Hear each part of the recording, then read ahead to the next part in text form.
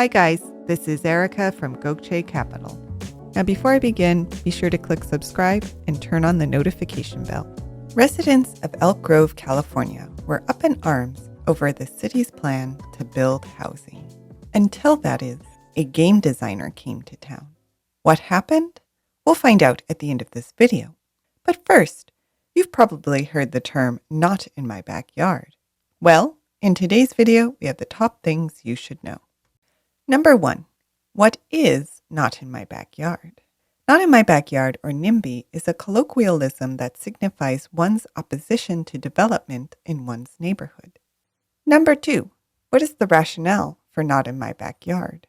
Well, homeowners often cite the following reasons for their opposition to development: the potential to increase traffic, a belief that new development could lower home prices, loss of a community's small town feel, strain on public resources, i.e. the need for new schools and infrastructure, the perception often mistaken that low-income housing or housing that may be offered to lower-income individuals will increase crime, and a desire to preserve historic areas. Number 3. What are the problems with the NIMBY ideology? Many homeowners may understand the desire to keep development out of your neighborhood. Unfortunately, this mindset often contributes to larger issues. For example, the not in my backyard mindset can directly impact the number of new housing units that are produced. This in turn often means that there is not enough new housing developed to meet demand, which will increase rents and home prices.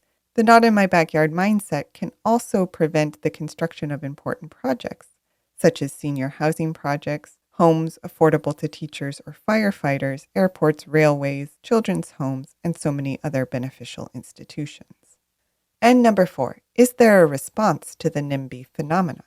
Yes, it's called the YIMBY, or Yes in My Backyard movement. This is an umbrella term for individuals or groups who show up to community meetings to say yes to development and opportunities in their neighborhoods.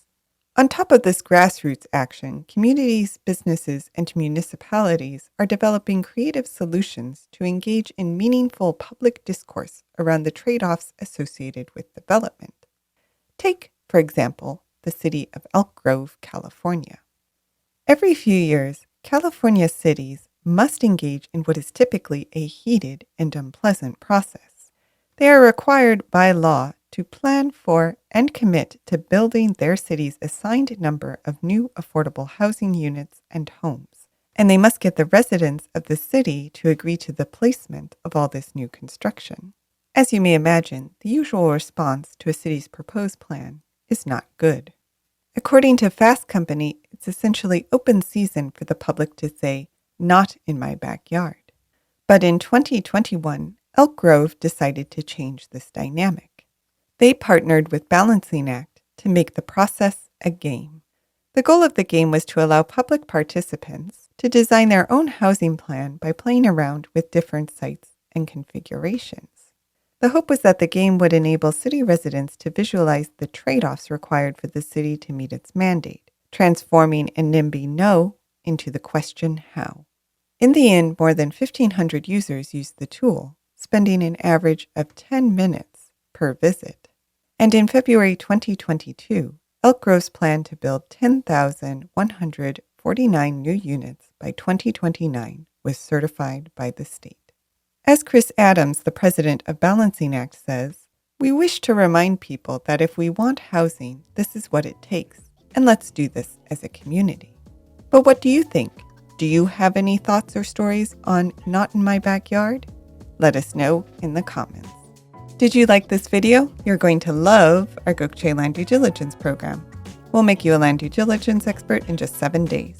Check it out at gokcecapital.com/glad. And while you're at our website, don't forget to explore our $1 down properties at gokcecapital.com/listings. Finally, don't hesitate to reach out. You can email, call, or text, and we will respond as soon as possible. So thank you for listening, and more to come.